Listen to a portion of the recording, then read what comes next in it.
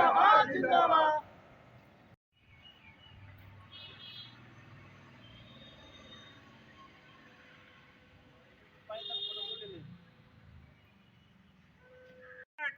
जिंदाबाद जिंदाबाद। भारतीय जनता पार्टी जिंदाबाद जिंदाबाद। जिंदाबाद। भारतीय जनता पार्टी जिंदाबाद जिंदाबाद। भारतीय जनता पार्टी जिंदाबाद जिंदाबाद। योगी मोदी अमित शाह जिंदाबाद जनता पार्टी जिंदाबाद जिंदाबाद। भारतीय जनता पार्टी जिंदाबाद जिंदाबाद। भारतीय जनता पार्टी जिंदाबाद जिंदाबाद। योगी मोदी अमित शाह जिंदाबाद जिंदाबाद। योगी मोदी अमित शाह जिंदाबाद जिंदाबाद। योगी मोदी अमित शाह जिंदाबाद जिंदाबाद। भारतीय जनता पार्टी जिंदाबाद। नमस्कार, आप देख रहे हैं पब्लिक लाइव न्यूज में पंकज कुमार पांडे कुशीनगर से। आज भारतीय जनता पार्टी का 42वां स्थापना दिवस है।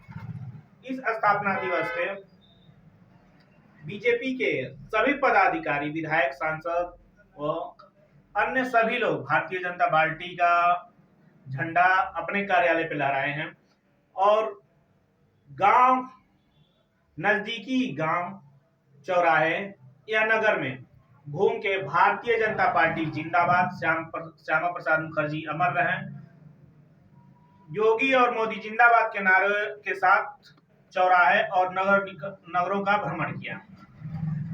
उन्होंने अपनी विचारधाराओं को रखते हुए हम पार्टी से जानना चाहेंगे और हम खुद भारतीय जनता पार्टी के जहां प्रोग्राम हो रहा है वहां जाएंगे और उनकी बारे में जानेंगे। उनसे सवाल किया जाएगा कि भारतीय जनता पार्टी किन मूल अधिकारों को लेकर चलती है, भारतीय जनता पार्टी की स्थापना कब हुई और कैसे हुई। इन्हीं सब खबरों के साथ हम रुक करते हैं और चलते हैं भारतीय जनता पार्टी के 42वें स्थापना दिवस की तैयारियां देखते हैं और जानना चाहेंगे। इस वक्त कुशीनगर के हाटा विधानसभा 334 में मोतीचक मंडल में हम लोग मौजूद हैं और यहाँ पे भारतीय जनता पार्टी की स्थापना दिवस मनाया जा रहा है। इस स्थापना दिवस में भारतीय जनता पार्टी के पदाधिकारी और हमारे जिनका हम बाइट देख रहे हैं सर जी मौजूद हैं। इन लोगों से हम ये जानना चाहेंगे जो महंगाई बढ़ रही है और भारतीय जनता पार्टी किन उद्देश्यों के साथ कब स्थापना किया गया। इसी के साथ बने रहिए पंकज पांडे के साथ पब्लिक न्यूज कुशीनगर। स्थापना दिवस है, पार्टी की स्थापना कब हुई थी और किन उद्देश्य और विचारधाराओं के साथ पार्टी की स्थापना की गई थी। मिस्टर गांधी की मृत्यु के पश्चात जब उनकी हत्या हो गई तो आरएसएस पर प्रतिबंध लग गया, जो हमारी मातृ संस्था है, राष्ट्रीय स्वयं सेवक।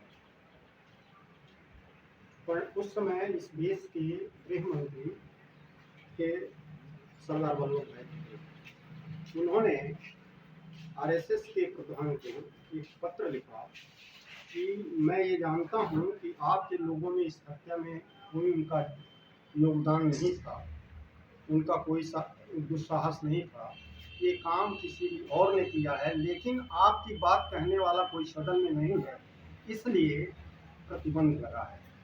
ये परिस्थिति जब पैदा हुई तो आरएसएस ने ये सोचा कि हमारी एक विंग होनी चाहिए जो राजनीतिक हो और हमारे लोग बीच के सदन में जाएं कि अपनी बात कह सकें।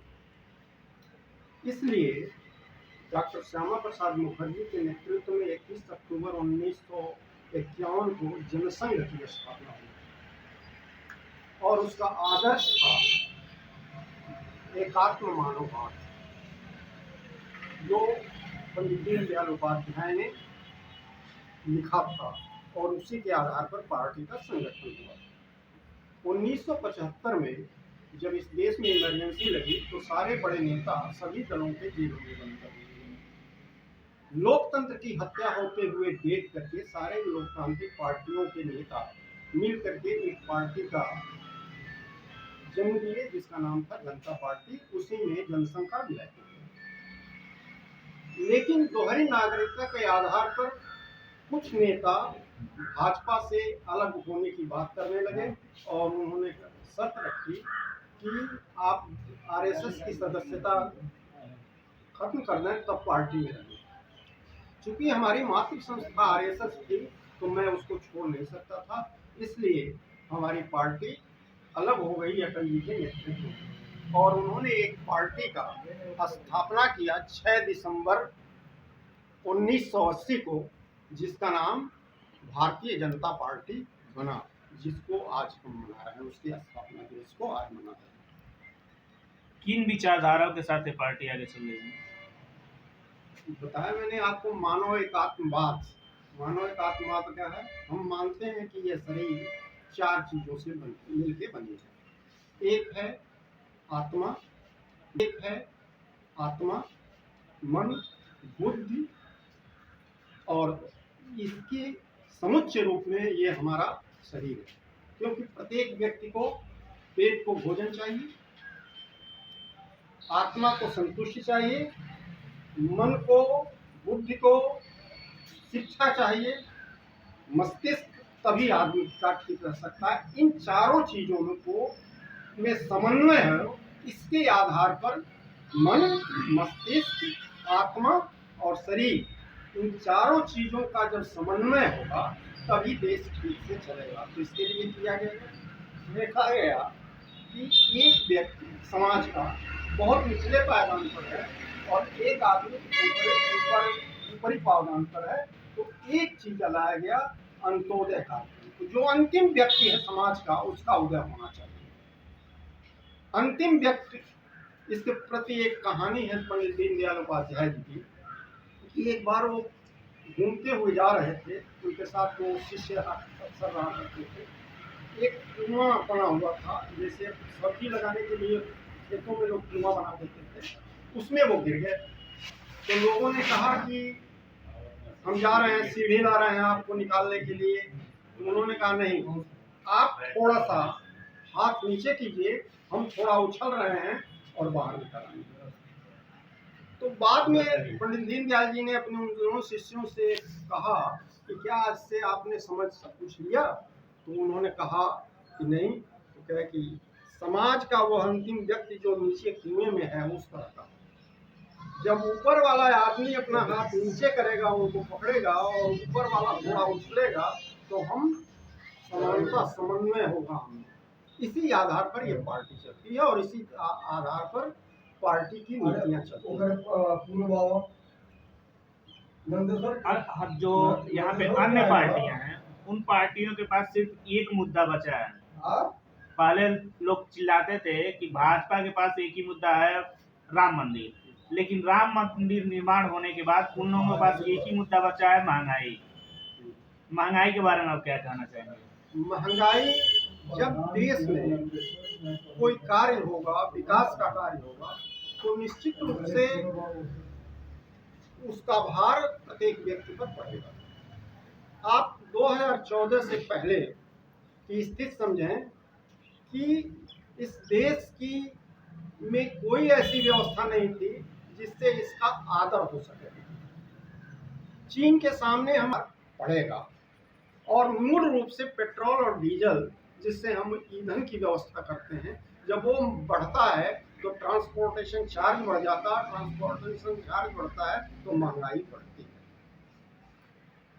आज अप्रैल में 1 अप्रैल से लगभग 800 दवाओं की, जो रोजमर्रा में गरीबों के काम आते थे, 800 दवाओं के लगभग 12 से 18% बढ़ाया गया है। हाँ, ऐसा है कि बढ़ाया गया है। तो वही रॉ मटेरियल, दवाओं के कुछ रॉ मटेरियल हमारे वहाँ चीन से आता था। बहुत सारी दवाओं का रॉ मटेरियल हमारे वहाँ चीन से आता है। चीन से हमारा बंद हो गया आना जाना। जैसे तेल का निर्यात हमारा मलेशिया से होता था कि पाम ऑयल आता था और उसको सरसों के तेल में मिला करके हमको बांटा जाता था, वहाँ से निर्यात बंद हो गया। डीजल और पेट्रोल प्रतिबंधित हो गया, अब हम रूस से व्यवस्था कर रहे हैं। इतनी वक्त जो हम रिसर्च कर रहे हैं, जो पिछली सरकारों में रिसर्च नहीं हुए थे, कोई शोध नहीं हुआ था कि हम ईंधन कैसे पैदा करें, आज उस पर रिसर्च हो रहे हैं कि पानी से हम हाइड्रोजन निकाल करके गाड़ियाँ चलाएं, सीएनजी से हम गाड़ियाँ चलाएं, यानी पेट्रोल डीजल पर हमारी आत्मनिर्भरता कम हो